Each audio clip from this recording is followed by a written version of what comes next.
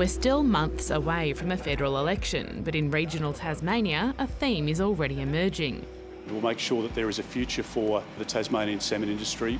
Support for jobs and support for the salmon industry. Tasmanian salmon is big bucks. The state supplies 90% of Australia's Atlantic salmon production, with a value of more than $1 billion. But the industry's environmental record has made it a divisive topic in the state. Maugean Skate.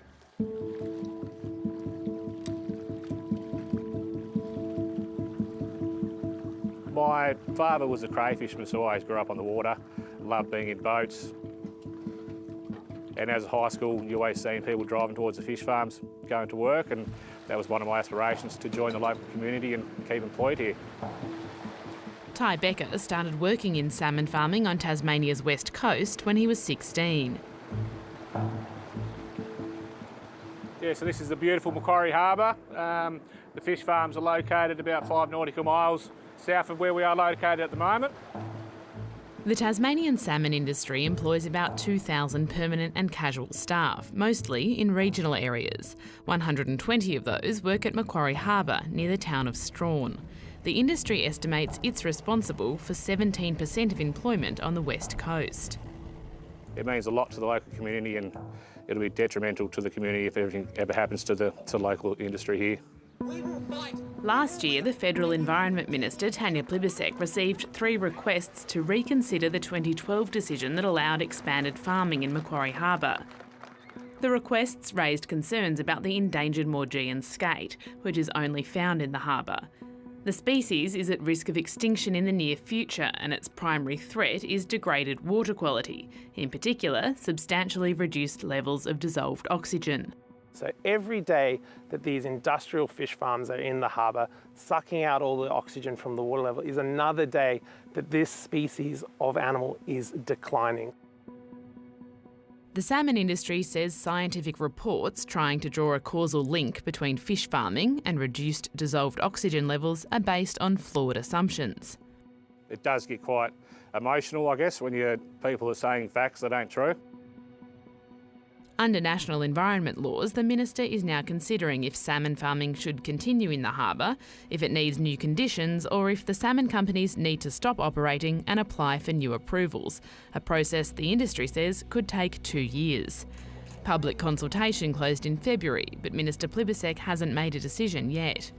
Separately, a call on whether to increase the threatened species listing of the Maugean skate from endangered to critically endangered has also been delayed by 12 months.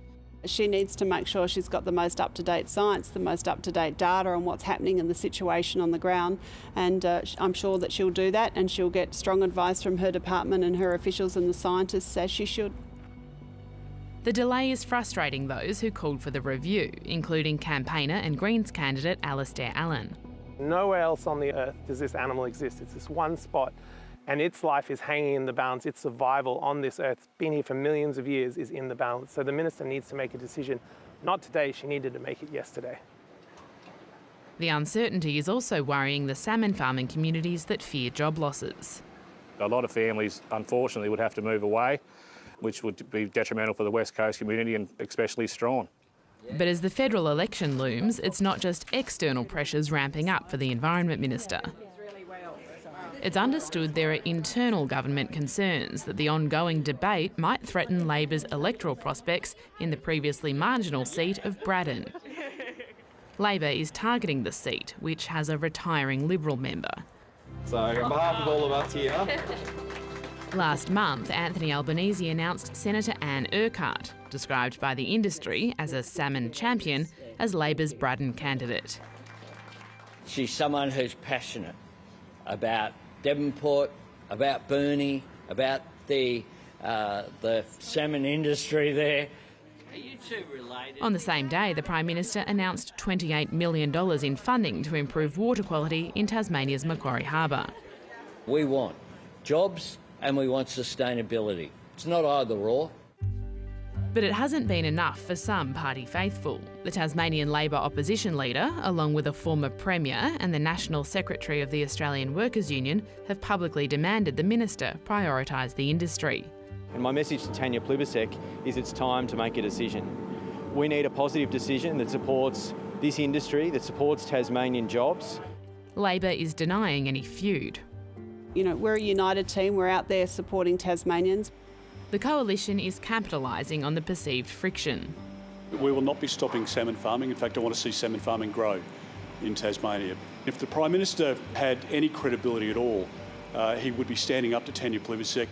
But of course he's not, because they're chasing votes from the Greens in inner city Sydney and Melbourne.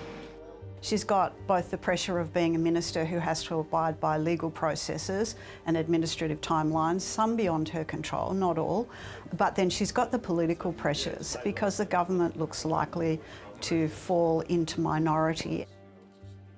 Kate Crowley researches environmental and public policy. She says the minister faces an almost impossible task, trying to balance the needs of the environment, community and government.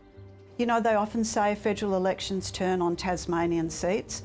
People may feel that this one might be, this salmon farming issue might be the one that turns the dial against the Albanese government ultimately. I'm incredibly concerned that this issue has now become an absolute political football, tossed between Labor leadership, between Dutton and the Prime Minister, and lost in it all is the Maugean Skate.